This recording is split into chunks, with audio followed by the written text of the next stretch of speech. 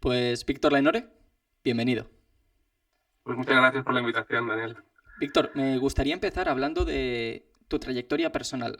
Por lo que tengo entendido, empezaste desde unas posiciones con posturas más progresistas, pero desde hace unos años pareces haber pasado a otras coordenadas. Leí una entrevista que te hicieron que te habías bajado del progresismo. ¿Cuándo empieza esta transformación y qué es lo que ha cambiado? Bueno, en realidad yo no exactamente del progresismo, me he bajado de la izquierda. O sea, porque yo recuerdo que a mí yo no vengo de ningún entorno politizado, en mi familia la política no interesa. Luego, mi familia se movía mucho, entonces he ido a todo tipo de colegios, he ido a colegios religiosos y a colegios súper progres, o sea, he tenido las dos influencias, pero el progresismo nunca me ha gustado, ¿no? Yo recuerdo que cuando empecé a decir que era de izquierdas, a leer ensayos políticos que eran todos de izquierdas, los progres los odiábamos igual que los odio ahora. Lo que pasa es que yo antes los odiaba desde la izquierda y ahora los odio desde la derecha. Yo creo que en realidad lo que pasa es que la categoría izquierda y derecha ahora confunde más de lo que aclara, ¿no? O sea, yo lo que creo es que el verdadero eje está entre el elitismo y el antielitismo, o el elitismo y el populismo. Entonces yo empecé, a mí lo que me interesaba, aparte de la política, o sea, mucho más que la política era la música popular, ¿no? Pues como el típico chaval que empieza a oír música y se engancha mucho y acaba siendo periodista musical. Entonces yo tenía unos gustos muy snobs, o sea, en la época que yo tenía 20 años, que son los años 90, estaba toda esta música tan anglófila, el Britpop, el grunge, nos interesaba mucho más la música cantada en inglés que en castellano, aunque oíamos música en castellano también. Entonces era una cosa que a mí pues me atraía y empecé a hacer fanzines, acabé escribiendo en la prensa cultural, pero luego llegó una época, a mediados de los 30 o así, en que ya me sentía muy incómodo porque me parecía todo muy elitista y muy pedante, ¿no? Empecé a oír más música y tal, entonces empecé a desarrollar como un rechazo al elitismo. O sea, me fui dando cuenta que la música que escucha la gente normal, el panadero, el reponedor, era tan buena o mejor, yo diría que mejor que la que oíamos los supuestos expertos. Entonces desarrollé esta, digamos, vena antielitista y acabé escribiendo un libro que se llama Indies, Giftes y Gafapastas, Crónica de una dominación cultural, esto más o menos en 2014, criticando ese elitismo de la prensa cultural a la que yo pertenecía. Y luego me he ido dando cuenta que realmente eso que me pasó a mí en el campo musical era lo mismo que me pasaba en el campo político. Que yo, en el fondo, te haces progre porque te haces sentir, te haces progre, no, te haces de izquierdas, quiero decir, aunque en España la izquierda es muy progre, pero te haces de izquierdas porque te da un sentimiento de subidón, de superioridad moral respecto a los demás, ¿no? Como de estar teniendo una mirada premium sobre la realidad. Y luego te das cuenta, igual que me pasó con la música, que no es verdad, que simplemente es una cosa que a ti te da subidón, pero que no es la mejor forma de mirar las cosas, ni la forma correcta, ni la más satisfactoria en la vida, ni la que te ayuda a ver mejor lo que tienes alrededor. Hmm. Es curioso porque la izquierda muchas veces habla de esa representación, ¿no?, de las clases populares, pero por lo que dices parece que ha pasado a ser algo más elitista. Hombre, claro, o sea, mira, por ejemplo, por poner un ejemplo muy claro, ¿cuál es el problema que tiene el errejonismo, ¿no? Más país, más Madrid. El errejonismo es que ellos vienen como... Ellos intentan vender una solución populista, pero odian al pueblo español. Entonces, lo odian hasta tal punto, lo detestan, les causa tanto rechazo que ni siquiera pueden compartir con él la bandera, no pueden compartir el nombre del país, o sea, no pueden ponerse más España. Entonces, para ser populista sin mezclarse con las clases populares españolas, la solución de Íñigo Errejón y de otra gente por ahí ha sido hacerse populista de Argentina. O sea, ellos en realidad son peronistas. Entonces ellos, Errejón te sale en redes poniendo Malvinas Argentinas, pero sería incapaz de poner Gibraltar español, porque claro, eso le haría parecer un señor que está en el bar tomando un coñac, en su imaginario, ¿no? Está tomando un coñac, leyendo el Marca y diciendo viva España. Entonces, ese rechazo tan fuerte, casi antropológico, a hablar de tú a tú con el pueblo español es lo que les impide ser realmente populistas. Lo que han inventado es una cosa medio transgénica que es un populismo sin el pueblo. Y claro, yo era, por ejemplo, yo en la época en que empezó el 15M, que fui y me emocioné con Podemos, ¿no? Una izquierda que por fin habla de patrias, que no mira a la gente por encima del hombro, pero eso era solo el discurso inicial. En cuanto tuvieron que mancharse y realmente funcionar, se dio cuenta que eran incapaces de tener ninguna conexión ni cultural, ni política, ni social con el pueblo español. Hmm. Ahora que se acercan las elecciones en Estados Unidos, suele ser el momento en el que muchos artistas y figuras culturales empiezan a posicionarse políticamente, ¿no? Hay quien dice que la opinión de un artista sobre política vale tanto como la de un político sobre fontanería. ¿Está mal que los artistas se posicionen políticamente? No, no, yo no creo que esté mal. De hecho, creo que es imposible no posicionarte políticamente. O sea, cada cosa que haces realmente en la vida te estás posicionando políticamente. Por ejemplo, ahora mismo yo he visto como en mi vida de persona que asiste a conciertos, he visto cómo las entradas pasaban de valer, en mi época, cuando yo era estudiante, comprabas muchísimas entradas por 10 euros. Ahora los 10 euros es lo que te cuestan los gastos de gestión, ¿no? Cuando cada artista decide el precio de sus entradas, está haciendo un acto político, que es decir, lo que me importa a mí es ganar dinero y si eso me desconecta del 50% más pobre de mis fans, me la suda. Entonces, cuando hacen eso, están haciendo un posicionamiento político elitista. Es, a mí los fans me interesan a partir de que se puedan gastar 100 euros para verme. No es tanto voto a Pedro Sánchez, voto a Rajoy, voto a Abascal. Es cómo tratas a la gente en tu día a día, ¿sabes? O es un posicionamiento político también, ir tú solo con playback y dos bailarinas o decir, no, yo creo que la música es una cosa que hay que cuidar al máximo y voy con una banda entera, ¿no? No digo que alguien que vaya con banda sea mejor que otro, pero cada decisión que tomas de en qué te gastas el dinero, cuánto cobras, si tocas en 20 ciudades o si tocas en 10, eso todos son posicionamientos políticos. Entonces es imposible no posicionarse. Lo que pasa es que a mí me gusta, por ejemplo, Almodóvar, que es el que está de moda ahora hablar de posicionamientos políticos. Almodóvar tiene que decir tantas veces que es progre, que es de izquierdas y que odia a la ultraderecha, porque si no lo dijera, nadie lo notaría. Es un tío que ha estado en los papeles de Panamá, que ha estado en la lista de Bernie Madoff, de estas celebridades que iban a un especulador de Wall Street y le decían, oye, creo que tienes un plan secreto para que yo te doy 1 millón de euros y el año que viene me devuelves 1.300.000. Era un esquema piramidal de estos, pero él iba ahí porque quería esconder su dinero de los impuestos. Él, por ejemplo, ha estado organizando la fiesta de la Rosa en Mónaco. La familia Grimaldi hace una fiesta cada año y con un tema. Y un día fue la movida y los 80. Y él estuvo preparando esa fiesta. Mónaco es el mayor paraíso fiscal, uno de los mayores paraísos fiscales de Europa. Que luego esté diciendo por ahí que la ultraderecha y que los hospitales y la educación y tal, o sea, es que si Almodóvar no estuviera cada 2 por 3 diciendo que es izquierda, nadie lo notaría. Entonces, muchas veces esas proclamas de soy de este bando es para como para fingir una cosa que no se es, que nadie yo si eres un artista de izquierdas o de derechas se debería notar sin que tú digas nada nunca en las entrevistas, en tus apariciones públicas y tal, se debería notar por tus películas, por tus precios, por la gente con la que te relacionas, por lo que explica tu disco o tu película. Y por eso, porque son decisiones cotidianas, no son grandes proclamas que haces cada vez que estás de promoción. Hmm. Incluso, bueno, es muy interesante esto que dices porque, claro, el escribir canciones sobre un cierto tema, digamos, a modo de protesta, puede ser muy fácil si se tiene el talento, pero Sí. es en los pequeños actos donde se nota. Mira, el contraejemplo sería Mel Gibson. Mel Gibson no tiene que decir que es de derechas. Tú ves Apocalipto o ves sus películas y, bueno, de derechas. Ahora, claro, en la sociedad que vivimos, si defiendes que el descubrimiento de América es una aventura gloriosa y que trajo muchos beneficios a América Latina, a Hispanoamérica, ya desde derechas, eres una persona de derechas, pero bueno, Mel Gibson no tiene que decir soy un tradicionalista, soy cristiano y tal, porque ves La Pasión de Cristo, ves Apocalipto, ves estas y ya te das cuenta del tipo de persona que es. Clint Eastwood, que ha hecho siempre películas de género, sean de policías del oeste o tal, no tiene que ir por ahí diciendo ni que es republicano, ni que es tradicionalista, ni que cree en la disciplina y, los valores que tienes, porque tú ves las películas y ya lo sabes. Entonces, claro, si tuvieras las películas en el discurso de Almodóvar, dirías, pues este tío es un pijazo, muy interesado en el erotismo homosexual y ya está, pero nadie adivinaría que es una persona de izquierda. Hmm. El campo artístico se suele asociar a figuras de izquierda. Luego hablaremos de cómo han podido cambiar las cosas, pero ¿crees que la izquierda ha sabido transmitir mejor sus ideas? Estoy pensando, por ejemplo, en mayo del 68 con esos eslóganes que eran tan poéticos, ¿no? Como lo de seamos realistas, pidamos lo imposible, ¿no? ¿Ha sabido la izquierda venderse mejor? Bueno, yo lo que creo es que vivimos en una sociedad, como han explicado ensayistas como Christopher Lasch, que es muy narcisista.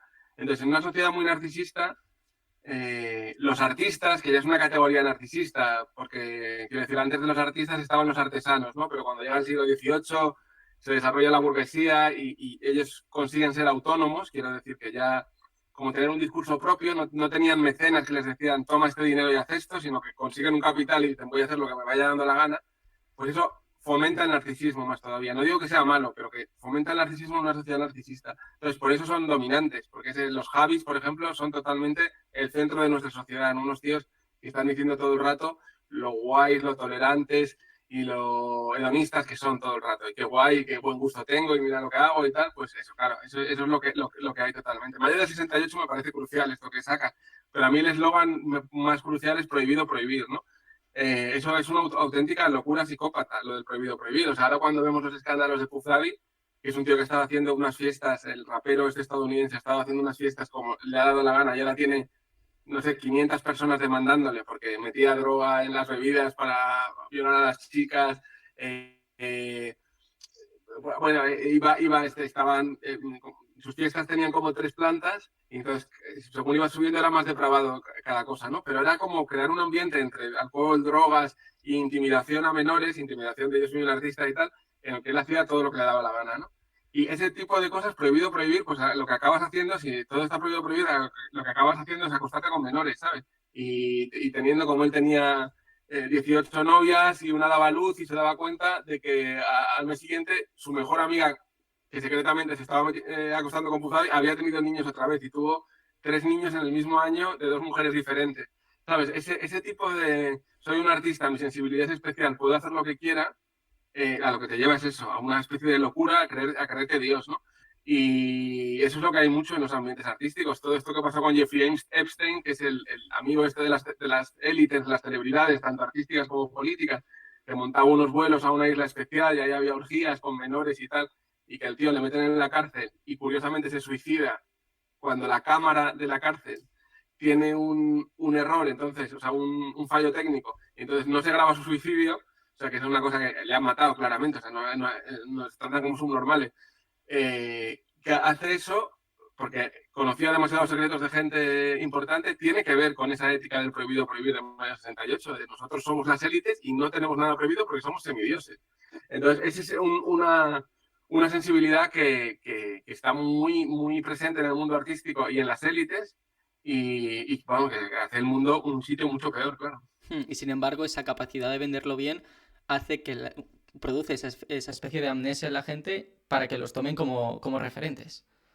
Sí, es una amnesia, como dices, pero es una amnesia que tiene fecha de caducidad. O sea, por ejemplo, cuando Donald Trump está ahora por encima de las encuestas y a pesar de la demonización de todas las celebridades, de los medios de comunicación, de la mayoría de los gobiernos del mundo, ¿no? Que le ven como un tío zafio, que lo es, ¿no? Pero realmente el Trump llega ahí porque la gente está harta de esas cosas, está harta de que nos tomen por tontos y de pensar que todo vale, ¿no? O sea, me acuerdo, creo que fue en 2008 cuando Sarkozy dijo, cuando hubo la crisis de la inmobiliaria, de las subprimes y empezaron a quebrar entidades financieras y tal, y dijo, no, no, vamos a refundar el capitalismo. Simplemente era que había mucho malestar social y él lo quería frenar para ver qué hacían. Luego no ha refundado el capitalismo, o sea, todo muchísimo peor. Entonces te tratan todo el rato como un idiota y al final cuando viene alguien honesto, que Trump es un tío muy zafio y muy básico en algunas cosas, pero es un tío que tú dice una cosa y tú dices, esto es lo que él piensa y esto es lo que él cree. Quien dice Trump, dice Marine Le Pen, dice Sarah Wagner o dice Víctor Orbán. Entonces la gente ve a este tipo de líderes y dice, este tío se equivocará o acertará, pero no me va a tomar por un idiota ni va a intentar estafarme. Tiene un proyecto político y lo quiere aplicar. Y creo que eso es lo que está pasando, que la gente está harta y quiere alguien en quien quiera confiar. ¿Y crees que esa ruptura, ¿no?, de la espiral del silencio se está replicando también en el mundo artístico? Porque da la sensación de que cada vez hay más figuras públicas que se atreven a romper, ¿no?, ese ciclo. Yo la verdad no veo muchas que se atrevan a romperlo y veo que el mundo está aún muy cerrado. O sea, en la música pop, por ejemplo, en España, por ejemplo, el partido más demonizado en España es Vox, ¿no? ¿Y quién se atreve a dar un paso y decir que voto a Vox? Se ha atrevido el Hincho, que es un artista muy especial, un tío del barrio de Orcasitas, que se ha pasado toda la vida haciendo rap y tomando drogas y que de repente dice, bueno, ya me la suda todo y voy a decir que voto a Bascal y ya está. pero hay muy pocos, muy pocos. En el mundo del arte, por ejemplo, en el mundo del arte contemporáneo, es casi imposible encontrar a alguien que en cualquier país del mundo que diga, ¿no? Que le veas y digas, este tío está más o menos con tal. ¿Por qué? Porque es un mundo que depende mucho de los presupuestos públicos y de, digamos, mecenas privados, coleccionistas privados, que tienen mucha pasta y que son élites globales y están con las élites globalistas. Entonces, si tú eres un artista y dices, no, yo me voy a posicionar con estos nuevos partidos socialpatriotas, de derecha, tal, no sé qué, te quedas sin curro. O sea, es que es un sistema súper, súper cerrado. Ningún coleccionista va a comprar tu trabajo, ningún museo público te lo va a comprar, entonces es imposible. Y en la música popular, que es el arte más libre, porque es lo más barato de hacer, un chaval con lo que tú tienes, un micrófono, un teclado y un ordenador puede hacer un disco, incluso ahí hay muy pocos, que es el sitio más barato. Cuando ya empiezas a... De hecho, por ejemplo, las películas, digamos, afines a la sensibilidad social patriota las hacen millonarios, como Eduardo Verástegui, ¿no? Que hace esta película que se llama The Sound of Freedom, El sonido de la libertad, que habla, es un telefilme contra las redes de pederastia en el mundo, basado en una historia real. Tiene que ser un millonario, normalmente, que ha sido educado en convicciones religiosas muy fuertes y que dice, joder, esto es totalmente incompatible con los valores que yo tengo y voy a financiar una película, pues como Mel Gibson, como Clint Eastwood cuando se convierte en una estrella, como Eduardo Verástegui en México. Hmm. Es Como curioso. Nacho Cano, ¿por qué hace Malinche, sabes? Porque dice, joder, es que tengo aquí dinero para pagármelo yo o amigos ricos que me pueden pagar un musical y lo hago. Si fuera un chaval de 20 años que creyera lo mismo que Nacho Cano, no podría, porque nadie se lo financiaría. Es curioso porque hablamos de cultura y luego existe, ¿no? Ese espacio en los márgenes que normalmente hace una crítica al sistema, pero da la sensación de que últimamente la crítica a ese sistema viene desde dentro, ¿no? Estoy pensando, por ejemplo, en lo que es el capitalismo woke. Aunque quizás anulando los elementos, digamos, más incómodos al sistema. Parece casi una forma de deslegitimar, ¿no? Una crítica realmente dañina hacia el sistema. ¿Crees que el capitalismo se come la contracultura? A ver si esto ha pasado durante mucho tiempo y lo ha explicado muy bien Thomas Frank, un ensayista que hizo un libro que se llama La conquista de lo cool, cómo el capitalismo empieza buscando beneficios y al final acaba dándose cuenta de que tiene más beneficios y parece chachi y guay, ¿no? Y es pues, todo con la industria de la publicidad de los años 50 y 60 y la industria cultural también, ¿no? Pues las discográficas, las marcas de moda, ¿no? Que tienen que estar muy atentos a la cultura juvenil para parecer guay. Pero lo ha explicado mejor todavía Zizek, y bueno, en España, Miguel Ángel Quintana Paz, que habla de esto de capitalismo moralista, ¿no? O sea, las élites ya no solo quieren explotarte y quedarse tu dinero, ahora quieren explotarte, quedarse tu dinero y encima darte una lección de cómo tienes que actuar en la vida. Como decir, además tenemos mejores valores, ¿no? Y Zizek, lo que hay un vídeo muy chulo en YouTube de una cosa que hizo en Inglaterra y que explica cómo Starbucks ya no te vende café, lo que te vende es un estilo de vida superior, ¿no? Si tú compras este café, por cada café que compres, pues nosotros compramos 4 kilos de café de comercio justo en una granja boutique de Senegal. Entonces, si tú vas a Starbucks, pagas un poco más, pero estás haciendo el mundo un poco mejor. Entonces, en el acto de mantener el capitalismo vivo, los clientes piensan que hacen el mundo un poco mejor y que ese es su activismo político. El capitalismo ha creado una forma de activismo político que consiste en consumir, ¿no? O sea, compra esto y el café de comercio justo, típico, ¿no? Los productos de comercio justo y tal. Y es lo que hace, mucha gente piensa que realmente comprando un tipo de productos premium van a hacer el mundo un sitio mejor, cuando en el fondo lo que van a hacer es más rica a la empresa que fabrica esos productos premium y ya. Mencionabas antes el elitismo, ¿no? de la izquierda. ¿Crees que esta es una forma de, digamos, enganchar esa aspiración de sentimiento de superioridad moral, de elitismo? Sí. Sí, es que es importante que sea superioridad moral o simbólica, porque así puede ser elitista cualquiera, aunque no tenga dinero. Antes, para ser elitista, tenías que tener una educación muy cuidada, mucho dinero, muchos contactos, y ahora somos la élite, por tanto somos elitistas porque nos defendemos y tal. Ahora cualquiera puede ser elitista. Si tú vas a la biblioteca o te bajas un PDF, yo qué sé, pues el autor marxista de moda, puedes mirar a la gente diciendo, no, yo no compro esto que dice el telediario, ni compro lo que dicen los señores mayores que hay en mi bar. Yo pertenezco a una élite porque me he leído este libro y sé que miro al mundo de esta manera y tal. Entonces es una, eh, yo digo muchas veces que es como el elitismo al alcance de todos, ¿no? O sea, buscar que cada uno seamos un pequeño elitista y miremos a lo que tenemos alrededor como gente muy vulgar. O sea, por ejemplo, es que el ejemplo es muy claro, el ejemplo de la bandera. Todos los izquierdistas odian a cualquiera que vean como agitando una bandera roja igualda, ¿no? Porque eso les parece como zafio, populachero, de alguien que no se entera muy bien de cómo funcionan las cosas, y es como, tú estás ahí agarrado a estas cosas, o un crucifijo, yo que sé, cualquier cosa que cree vínculo social, que cree comunidad social, lo rechazan, porque claro, la comunidad social lo que hace es disolver tu elitismo como un azucarillo, y si tú te has estado preocupando de decir yo pertenezco a la élite, sea por lo que escuchas o por lo que lees, que te disuelvan eso, pues te disuelven tu personalidad. Y entonces ese es el problema que tiene entre el progresismo, que no va a crear nunca lazos sólidos porque el progresismo actual es tan narcisista que se basa en que no haya lazos. El único lazo que haya es yo soy elitista, tú eres elitista, pues tenemos algo que ver y te juntas. En tu libro de Espectros de la Movida, que publicaste en 2018, dices, la movida supone el paso de una contracultura basada en la lectura, el debate y la resistencia a otra audiovisual, amnésica y cómoda con el poder. ¿Responde el fenómeno vivido en los 80 a esto que venimos hablando, ¿no? De anulación de lo incómodo con el poder? Claro, es que si tú comparas la contracultura de los 70, de los años 70, con la de los 80, son totalmente diferentes. Pues la contracultura de los años 70 era pertenecer a un sindicato, ir a las manifestaciones contra el régimen franquista, leer a los autores que estaban prohibidos porque eran marxistas, entonces estabas todo el rato en una tienda de libros intentando leer yo que sé a quien fuera. Y tal, de repente, si tú ves los programas de la movida, nunca salía un escritor, todo eran músicos, cineastas, peluqueros y diseñadores de moda. Y entonces, bueno, y la gente no escribía libros en la movida.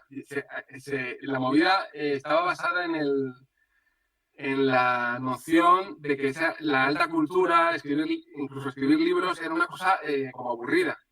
Para gente, sí, eso sí, para gente que no era capaz de vivir, entonces se ponía a leer libros, ¿no?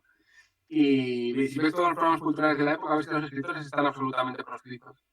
Que yo no digo que no fuera un poco necesario, ¿no? Porque todo lo que vino el postfranquismo fue muy interesante intelectualmente, pero era demasiado solemne, ¿no? O sea, como gente tratando el Partido Comunista como si fuera una religión o agarrándose al franquismo, a los últimos restos del franquismo, también como si fuera una religión, ¿no? España, reserva espiritual de Occidente, eh, pues, pues para un chaval de 20 años que quiere hacer otras cosas, beber, salir, ligar, tal, pues era un coñazo absoluto, entonces ahí enseguida se apuntó la gente.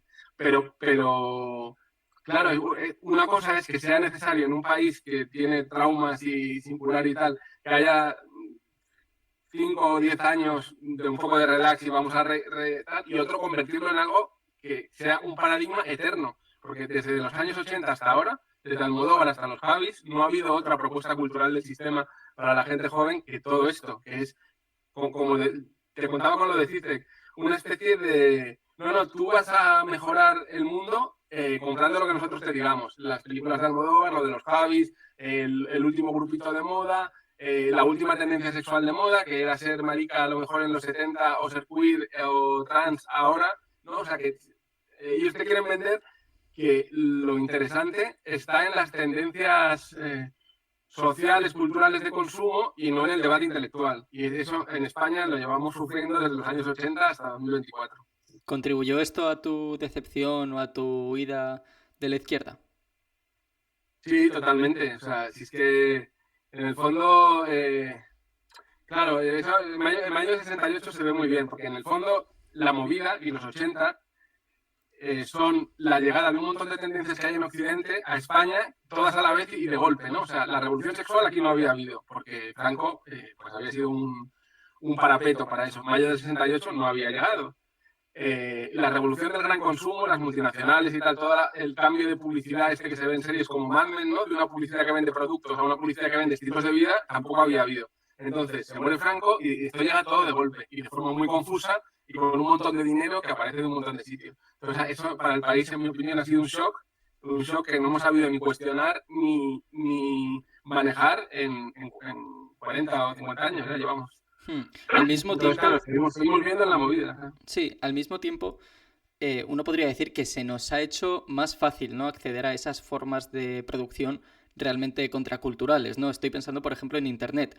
Gracias a Internet he podido conocer artistas que no habría conocido de otro modo, que igual no son lo mainstream, pero que sí tienen una crítica, digamos, más seria a lo establecido. Y a ellos se les ha permitido abrirse paso, ¿no?, de esta forma. Sí, total. O sea, por ejemplo, yo cuando tenía 20 años me gastaba todo mi dinero en comprar discos de importación, que eran carísimos. Pero luego poco a poco se va todo abaratando. O sea, con la mitad de lo que yo me gastaba en un vinilo, ahora te coges una suscripción a Spotify o no pagas ni suscripción y ya puedes oír a cualquiera de estos. Por ejemplo, la fiebre de los festivales, estos que van 30.000 personas, eh, tiene que ver mucho con la low costización de la sociedad, ¿no? La cultura ahora es gratis, está toda streameada y en lo que te gastas el dinero es en estos grandes, digamos, encuentros públicos donde va todo el mundo y pues ahí se relaciona, ¿no? Entonces, sí, o sea, el que se haya hecho todo más barato, por ejemplo, ahora antes solo podías ser fashion si tenías mucho dinero, comprarte ropa de marca, ahora puedes ir a H&M o a estas tiendas o al Primark o tal y todas las camisetas son como, puedes salir vestido como Eduardo Casanova por 25 euros o por 40 euros. Entonces, todo el mundo somos una pequeña estrellita. Warhol tenía esta frase que decía, en el futuro todo el mundo será famoso durante 15 minutos y lo que ha pasado realmente es que en el futuro todos podemos ser famosos para 15 personas, para las 15 personas que más te leen en sus redes sociales y puedes comportarte como una estrella de rock para esas 15 personas, poniendo tus fotos de posado, tus opiniones políticas en Twitter y tal. En el fondo es la democratización del narcisismo de las estrellas de rock llevado a la sociedad actual. Hmm. Existe un peligro en la mercantilización de la cultura, pero por otro lado, si nos trasladamos a España, aunque ya hemos estado hablando bastante, es conocida, ¿no?, la dependencia que hay desde el mundo del arte hacia el Estado. ¿Puede la cultura realmente hacerse de forma libre, sin ataduras ideológicas, cuando la dependencia, cuando se depende de una subvención que te otorga el Estado? No, no, cuando se depende de eso no se puede hacer. Pero el poder del pueblo siempre triunfa. O sea, es como una de las cosas que destacó de mi discurso desde mediados de los 2000 era la defensa del reggaetón. Es que a mí me parecen esos chavales que inventaron el reggaetón son héroes culturales. Son chavales de los barrios más pobres de San Juan de Puerto Rico y de Panamá, que a ellos les están bombardeando todo el rato con los raperos estadounidenses y con la música de baile anglosajona y la escuchan y dicen, oye, esto nos mola, pero lo podemos hacer mejor. Entonces crean su propia escena cultural, cogen un poco del reggae de Jamaica, que está ahí al lado, cogen un poco del gangsta rap estadounidense y dicen, vamos a hacerlo hablando de nuestros problemas y que encima que se pueda bailar. Y ellos sin ninguna ayuda, más que alguna emisora local, o sea, lo típico, cuando una emisora local ve que hay una fiesta y que los chavales van en masa, pues dicen, esto hay que ponerlo en la radio. Entonces, poco a poco ellos, con sus propios medios, consiguen sintetizar un estilo musical que al final acaba plantándole cara a la industria anglosajona del entretenimiento, a las grandes empresas de Los Ángeles, de Nueva York, de Londres. Y Bad Bunny, un chaval que era reponedor de supermercado, acaba siendo el artista más escuchado de Spotify en el planeta 3 años seguidos. Es una gesta. Entonces, y es gente que dice, Puerto Rico territorialmente es Estados Unidos, es un estado libre asociado a Estados Unidos. A ellos les habría ido mucho mejor cantando en inglés, tenían más mercado, más acceso a las empresas de allí, y dijeron, no, no, nuestra cultura es el español, vamos a hablar en español y esto es lo que tenemos que ofrecer. Y a mí me parece que culturalmente son héroes, ¿no? Entonces, es verdad que por lo que tú preguntabas, que las subvenciones estatales ahogan la cultura, pero siempre hay un espíritu popular ahí inquieto y tal, que dice, no, no, nosotros lo que queremos es esto. Pasolini decía que cuando tú dedicas tu vida a cosas insustanciales, acabas teniendo una vida insustancial. Pero los pobres no se pueden permitir tener una vida insustancial. Cuando a ti te están explotando de lunes a viernes, dices, joder, pues el fin de semana voy a hacer lo que más me gusta del mundo y lo voy a hacer a tope, porque es que el lunes tengo que volver a esta vida absurda que no me gusta nada. Entonces, en esos 2 días, lo hagas bien o lo hagas mal, haces lo que a ti te sale de corazón. Lo que dices, yo creo que la vida debería ser esto, pues acostarme con 6 días, pasarme el fin de semana bailando y beberme 3 botellas de ron. Ellos han dicho eso.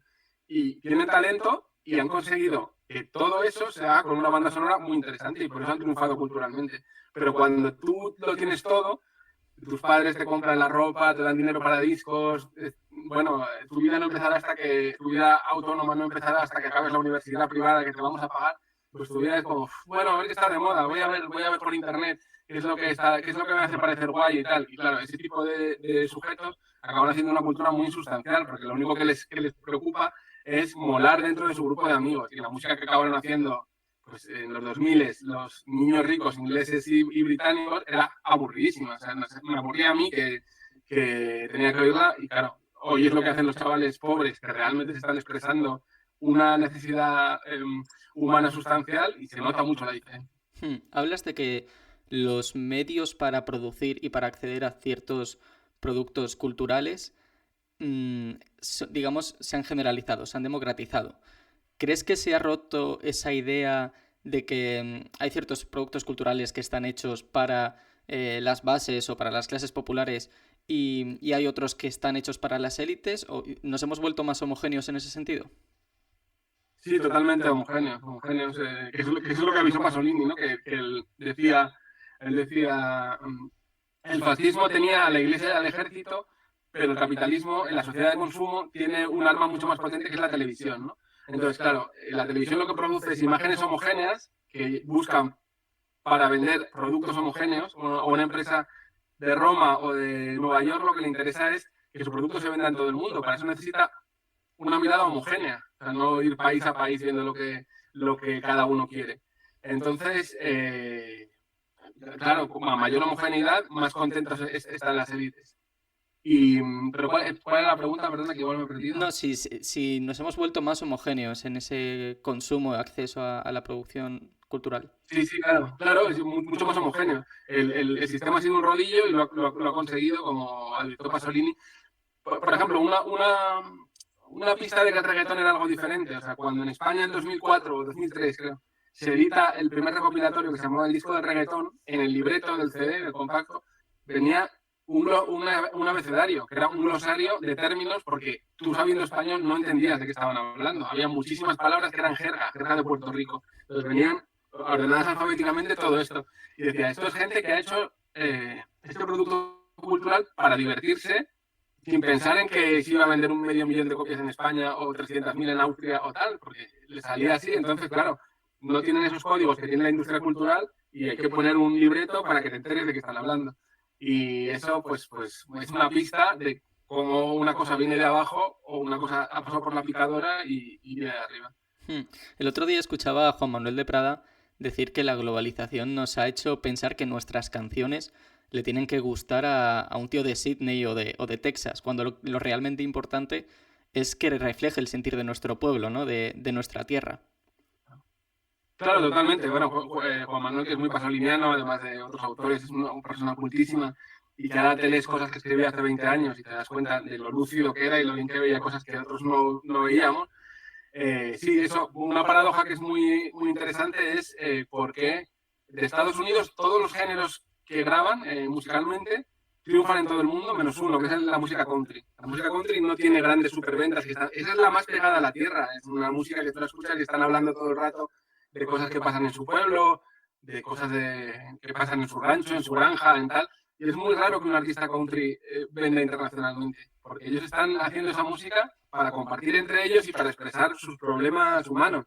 Entonces la industria musical global tiene muchos más problemas para vender esas cosas. Si ellos quieren vender a alguien, tú oyes una canción de Dua Lipa, que a mí me parece que tiene talento y tal, pero y no sabes muy bien de dónde es, ni tal, entonces es un código que entiende cualquiera al principio. Los artistas de K-pop pues les hacen casi en laboratorios donde está la gente calculando qué es lo que tienen que decir para caer bien a gente en todo el mundo, ¿no? Entonces son formas culturales que tienen mucho más que ver con el marketing o con el marketing de productos normales que con la expresión cultural humana, digamos. Sin embargo, el contrapunto a eso también podría decirse, ¿no? que es una suerte, ¿no? Que podamos acceder, por ejemplo, a la música. A mí personalmente me gustan mucho los Beatles. Es una suerte, ¿no? Que un chaval de Almería pueda acceder también a aquella música.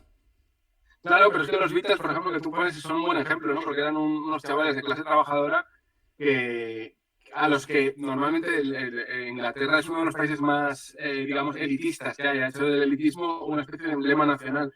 Y entonces lo que pasa con los Beatles es que hay un momento, justo después de la Segunda Guerra Mundial, acaban en el 45 y 15 años, pasan donde hay acceso de los jóvenes a la expresión cultural, se democratiza y llegan unos con muchísimo talento y se enamora todo el mundo de ellos. Pero son más parecidos, el fenómeno Beatles es más parecido a lo que ha pasado con el reggaetón que a esta cadena de montaje del pop que tienen muchas veces las discográficas. Y es verdad que los pulieron un poco, ellos eran muchísimo más macarras. Ellos cuando estaban en, ¿cómo se llama? En Hamburgo, ¿no? Que ellos empiezan se van de Inglaterra, empiezan como a, digamos, desarrollarse en unos conciertos que hacían en Hamburgo y eran los típicos macarras que iban desastrados, que decían palabrotas, pues marineros pendencieros así de una ciudad portuaria como Liverpool. Y entonces llega la EMI y les dice, bueno, cortaos así el pelo, no digáis palabrotas, ponemos un traje, y más o menos ahí se llega a un acuerdo en el que el talento y la comerciabilidad a una negociación y se llega a un punto muy bueno en que les convierten en estrellas.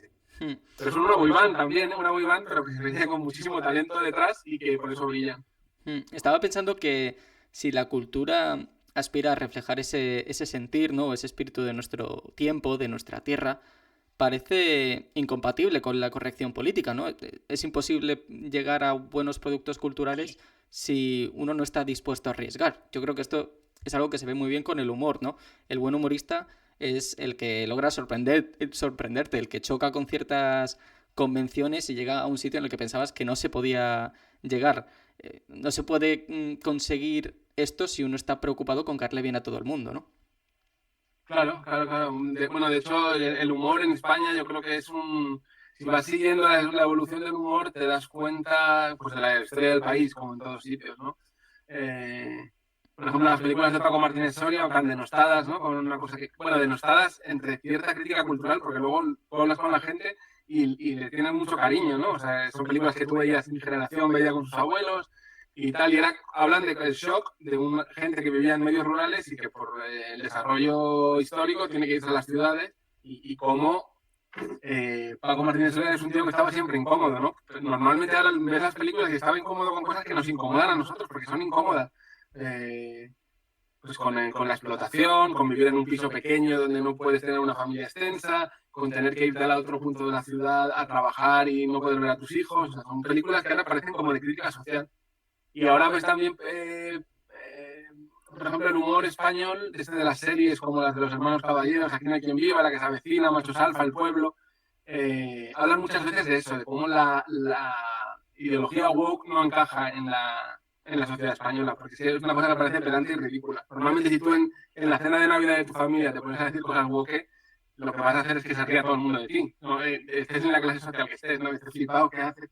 Entonces lo intentan meter con calzador, digamos, pero aquí no ha calzado. Y bueno, aparte de decir esto del reggaetón, yo creo que en España también hay una reacción popular muy fuerte ante estas lógicas de trituramiento globalista, ¿no? Lo que ha pasado con Rodrigo y Morata de decir Gibraltar español después de la Eurocopa, los chavales en Euskadi y en Cataluña viendo a ver en pantallas grandes a la selección, por ejemplo, la moda esta que hay ahora, pues de hacerse fotos en las plazas de toros para Instagram, que queda muy guay y muy cool, cuando antes era una cosa, bueno, durante un tiempo fue una cosa muy casposa, aunque curiosamente en la movida era una cosa también súper glamurosa. O sea, Pedro Almodóvar tiene una peli que se llama Matador, y las ventas estaban llenas todo el rato de músicos para ver a Antoñete, no sé, o sea, es una cosa que de repente el animalismo que no tiene ningún arraigo en la sociedad española, una cosa como súper friki, pero que los medios de comunicación muchas veces dicen, ay, pues sí, el animalismo, que guay, qué sensibles son esta gente y tal, lo amplifica, pero nunca ha tenido un arraigo social. Pero esto que están en prisa totalmente hiperventilando, los jóvenes están haciendo derechas, no, lo que están haciendo es resistiendo de manera muy saludable a toda la basura yanqui que les quieres vender culturalmente, que no tiene nada que ver ni con sus problemas ni con su vida. Yo me alegro mucho de que mis hijos, que tienen 13 y 9 años, vayan a crecer en este ambiente como de resistencia en vez de en el ambiente, digamos, de obediencia en el que crecí yo, que en los 90, que era muy anglófilo y muy sumiso a todo lo que te quisieran vender. ¿Y crees que esta obsesión por la corrección política, por el no ofender a nadie, puede explicar parte del agotamiento creativo que se ve, por ejemplo, en Estados Unidos, con sagas, por ejemplo, que tiran de películas y películas o sea, al final reciclando argumentos sin realmente innovar con historias originales? Sí, bueno, hay muchos factores ahí. Realmente lo que pasa es que los ejecutivos de Hollywood se vuelven cobardes. Cuando tu estatus, tus ingresos dependen de replicar una y otra vez éxitos, pues dices, ¿qué voy a hacer? ¿Voy a arriesgarme con alguien que yo personalmente creo que tiene talento? ¿O voy a intentar hacer la enésima secuela de una cosa que sé que tiene su base de público y que la va a ver? Pues los seres humanos somos cobardes y vamos a intentar hacer lo otro, o sea, lo que ya estaba hecho. Lo que pasa es que al final la gente se aburre de ver estas cosas. Eh,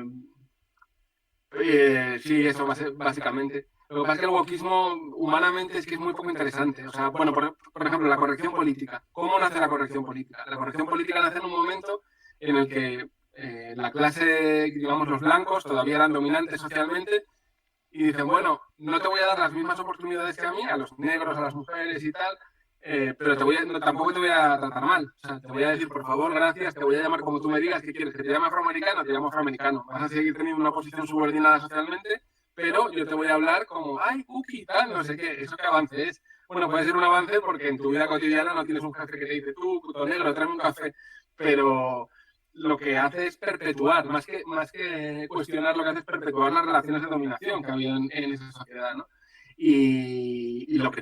Por ejemplo, ahora la gente dice, ¿tú estás a favor de las cuotas de género y raciales o estás en contra? Pues no hay que estar a favor o en contra. A mí me parece que tiene sentido durante 15 años, pero cuando ya se equilibra un poco el terreno de juego, pues se disuelven y ya está, como el feminismo. ¿Estás a favor o estás en contra? Pues seguramente ha habido un siglo o 70 años en que ha sido importante para lograr la igualdad pues cierto tipo de cosas, leyes y tal, pero igual ya no. Igual ahora el grupo subordinado es otro. Entonces la política es muy, muy dinámica, o sea, y es muy contextual. Yo muchas veces digo que me he cambiado de partido, digamos, he cambiado de enfoque para mantener las mismas ideas. Antes la derecha en España, pues en los años 70, la derecha era absolutamente dominante, pero ahora es que está en un estado de acojone que a la gente le cuesta decir, oye, yo soy conservador, yo creo en la familia tradicional, a mí el poliamor me parece una mierda, o ha habido una época en que esto no se podía decir, o soy, ¿en qué punto loco hemos llegado en que España, que es el país más católico del mundo, es casi más católica que Italia, te dé vergüenza decir que eres católico? Para eso ha hecho falta muchísima fake news y muchísima basura de grupos como Prisa, de La Sexta, del Gran Wyoming, todo el mundo, todo el rato riéndose de la sensibilidad católica y solo hablando de dos cosas, de los abusos a menores, que no son mayores en la iglesia que en otro sitio, y de las inmatriculaciones de bienes. No, la iglesia no quiere pagar impuestos, tal, no sé qué. Ellos, los impuestos eh, bueno, es que me parece la mayor maquinaria que hay de fake news es cómo se habla de la Iglesia Católica en los medios españoles. Y creo que también por lo menos una parte de jóvenes están mirando eso de otra forma, ¿no? Como diciendo, ya deja de venderme tu chatarra progre. ¿Y cómo interpretas que esta opción, ¿no? A la que recurren mucho últimamente, que es la de eso, recurrir constantemente a la nostalgia, ¿no? Vemos la enésima película que van a sacar de Parque Jurásico o de Star Wars. ¿Por qué se recurre tanto a esto? Hombre, es una estrategia comercial. Mira, por ejemplo, yo una película que era como súper emocionante en mi adolescencia era Karate Kid, ¿no? Y entonces, si yo ahora hacen esta película que se llama como Cobra Kai, ¿no? Es una serie que se llama Cobra Kai. Entonces, claro, yo con mi hija de 13 años puedo decirle, ay, vamos a ver juntos Cobra Kai. Son los personajes que yo conozco, a ella le gustan también, tal, le voy a comprar todo lo que ella me pida porque en el fondo me hace sentir bien. Y eso funciona. Le han hecho Top Gun también, que es como, si lo haces con 20 o 25 años, consigues este efecto de que los padres lleven a los niños a ver la película que a ti te gustaba cuando eras tal. Porque vayas al Primark, y a mí me gusta Nirvana, ahora cuando veo a mis niños al Primark les puedo comprar camisetas de Nevermind. Y es como, tal, en el fondo lo que estás haciendo, que yo lo evito al máximo, esto, porque en el fondo lo que estás haciendo es imponiendo de una manera como muy cutre tus filias y fobias a los críos. Pero claro, comercialmente funciona, no sabes que los padres nos vamos a reblandecer y vamos a hacer esto. Pero sobre todo es eso. Pero lo que me da rabia es, por ejemplo, que a la gente, pues que nos gustan los vínculos, las relaciones fuertes, nos acusan todo el rato de nostálgicos, cuando realmente el sistema capitalista progre que es nostálgico. O sea, están todo el rato hablando que si de la guerra civil, que si del espíritu del 45, de Ken Loach, todo el rato están mirando cosas atrás y decir, no, pero tú eres un nostálgico, pero ¿de qué me estás hablando tú todo el rato? O sea, en el fondo los progres no piensan, el problema del progresismo es que está basado en una premisa que es el mundo va a ir a mejor cada vez, por eso hay que ser progresistas porque vamos progresando, pero es que el mundo desde los años 70 ha ido a peor constantemente en casi todas las cosas. Entonces es por eso que están vendiendo una cosa que no es real y por la que no van a triunfar, porque, por la que cada vez encuentran más resistencia. El mundo de la cultura ha intentado jugar estos últimos años con lo woke, pero parece que cada vez va a menos. ¿Cómo ves un futuro post-woke? Bueno, yo creo que ya estamos un poco en eso. Primero porque, como tú dices, Hollywood se han dado cuenta de que no ha dado beneficios, y eso es muy importante. Ha triunfado el eslogan el lema que era Go, go, go, go broke, ¿no? Si vas a hacer algo woke te vas a arruinar. Y entonces no saben muy bien lo que hacer. Están todo el rato pues repitiendo y repitiendo. Lo que pasa es que ellos han encontrado, digamos, el sistema cultural, tecnológico. Es muy importante la tecnocracia. Han encontrado una forma que es bastante perfecta y avanzada, que nos dan igual los contenidos. Nosotros te damos unas redes sociales, tú vuelca ahí los contenidos que te dé la gana y lo que triunfe, triunfa y nosotros seguimos cobrando porque cobramos un peaje por Facebook, por Spotify, por YouTube y de todo lo que tú hagas nos llevamos un porcentaje. Entonces, ya los contenidos nos la sudan. Entonces eso es bastante difícil de atacar. Por ejemplo, toda esta hazaña de los cantantes de reggaetón una gran parte se la sigue quedando la misma industria que hacía una música de mierda, porque claro, tienen que pasar por YouTube, Google, tal. Entonces es una cosa ya muy difícil de atacar. Yo creo que más que contenidos o tal, lo que habría que intentar desde los estados, de los países que no son Estados Unidos, es crear nuestras propias redes, como ha hecho China, ¿no? China tiene su propio Google, sus propias redes sociales. Y es muy mala noticia que esto lo haya conseguido solo un país autoritario pues comunista y tal, ¿no? Pero Europa debería tener su propio Google, su propio Twitter, su propio Amazon. Eso lo pidió el Corte Inglés. O sea, es que tenemos que darle a Silicon Valley un 5% de cada cosa que vendemos. Vamos a perder esta guerra.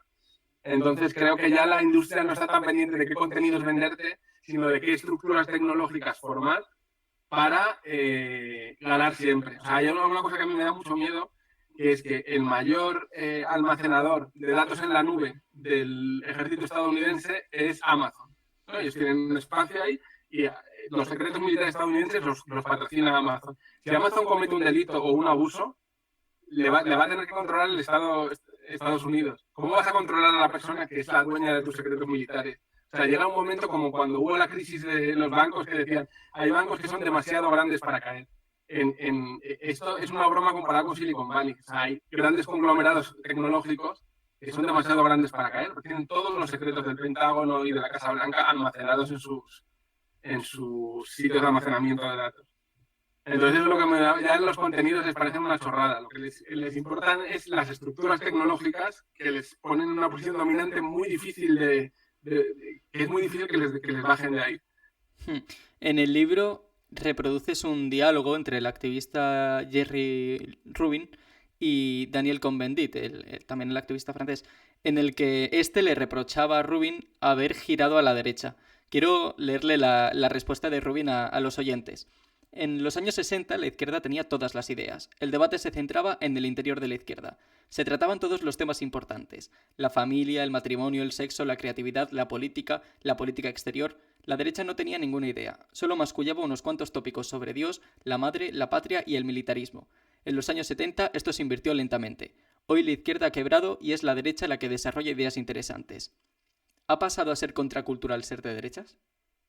Sí, ha pasado a ser contracultural porque ahora lo que te dicen todo el rato, ha triunfado el 68ismo y lo que te dicen todo el rato es, no, lo interesante es tener una vida emocionante, que cada 3 años estás en un país diferente, conoces gente nueva, cambias tu enfoque, eres un ciudadano global del mundo, tal, no sé, pero los seres humanos tenemos una naturaleza, o sea, lo que quieres es tener un sitio donde anclarte, fundar una familia, tener vínculos con la gente, sentirte apegado a un territorio. Entonces esto ha funcionado durante unas décadas, pero la gente se ha dado cuenta de que es totalmente esquizofrénico pasar de la vida de aquí para allá a ver cuál es la próxima revolución tecnológica, cómo me puedo subir a esa ola. Lo que queremos es tranquilidad y seguridad, certezas.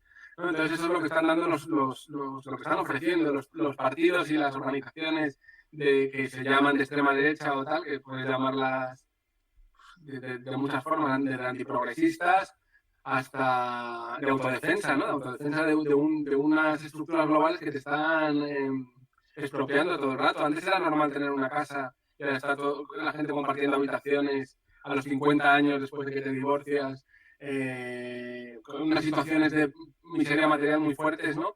Precisamente porque piensas, bueno, esto es una etapa y ya vendrá otra ola tecnológica y ya me recuperaré. Pero no, en realidad no, eso nunca pasa. Eh, y creo que sí, que al final la gente lo que quiere son certezas, seguridades y que es lo que están ofreciendo los partidos de derecha en vez de los de izquierdas. ¿Sí? Lo que nos parecía tan horrible antes, que era una vida sólida pero predecible, ahora nos parece algo deseable. ¿Y se refleja esto en la cultura? Se habló, por ejemplo, mucho en su momento de C. Tangana, ¿no? Con su disco del madrileño, o de Rosalía, que también intentó hacer algo por el estilo. Em, Parece haberse producido, ¿no? Un renacer de esa exhibición de identidad nacional o de arraigo en el mundo de la cultura. Sí, bueno, es un renacer o un mirarlo de otra manera, ¿no? Porque, por ejemplo, yo que sé, Estopa llevan 25 años triunfando y tal, y son eso, ¿no? El barrio, los amigos, las relaciones de siempre, ¿no? Hay una librería aquí de derechas en Madrid que se ha inaugurado hace poco que se llama La Casamata y habían hecho unas tote bags que ponían viva lo de siempre, ¿no? O sea, el sistema es tan agresivo que conservar las 4 cosas de siempre a las que te apegas se ha convertido en revolucionario. Y bueno, yo creo que Tangana y Rosalía son artistas muy diferentes, aunque hagan el mismo tipo de música. Rosalía yo la veo más como turbo globalista, ¿no? La persona que está yendo de aquí para allá todo el rato buscando nuevas tendencias. Por eso las revistas de moda están tan obsesionadas con ella, ¿no? Porque es una especie de cool hunter, influencer, tal. Que Tangana me parece otro tipo de artista, que ha dado un paso atrás y ha dicho, oye, ¿qué es lo que me importa y qué es lo que no me importa? Y dentro de un ambiente muy progre ha vuelto a hablar de cosas que eran muy españolas, como hicieron Gabinete Caligari en la movida, y de pues, cosas del barrio, de los amigos de siempre. Todo esto habla todo el rato de lo infeliz que te hace el amor no correspondido, ¿no? O sea, de sus canciones que casi siempre el tío el protagonista que les está cantando es tú me dejaste de querer, ¿no? Y la vida es un desastre, ligo mucho, pero en realidad te quiero a ti y pues tengo un bajo tremendo, ¿no? A mí lo que me parece, por ejemplo, que el trap es una música muy política en el sentido en que están todo el rato insatisfechos, infelices. Las estrellas de rock deberían ser felices, tienen todo lo que quieren, drogas, picas, dinero, pero las estrellas de trap están deprimidas. De hecho, en Voz Populi publicamos un artículo de Yago Moreno que hablaba de cómo se habían disparado las menciones a ansiolíticos en las canciones de música popular. Eso dice mucho de nuestra sociedad, ¿no? Coges desde chicas de reggaetón que hablan de cómo están tristes mientras perrean, hasta chicos que dicen, bueno, soy una estrella del trap, pero tengo un bajón que no me lo quita nadie, ¿no? Entonces, que eso podría ser, por ejemplo, Jungis.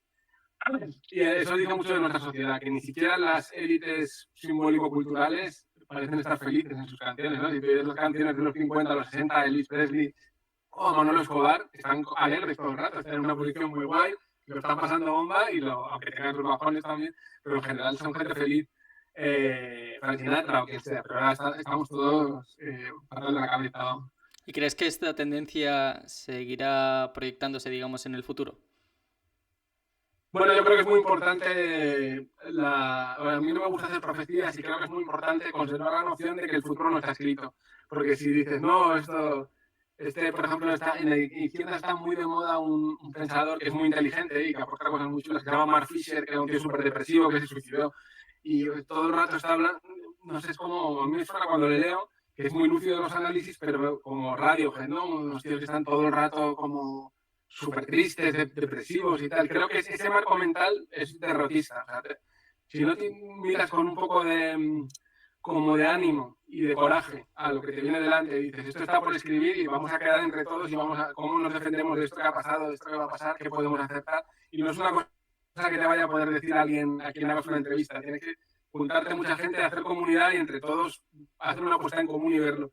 Y creo que eso, que una cosa muy importante, yo lo que diría es que el capitalismo nos roba los espacios, no tenemos centros culturales para reunirnos, nuestras casas son cada vez más pequeñas, cada vez tenemos menos tiempo.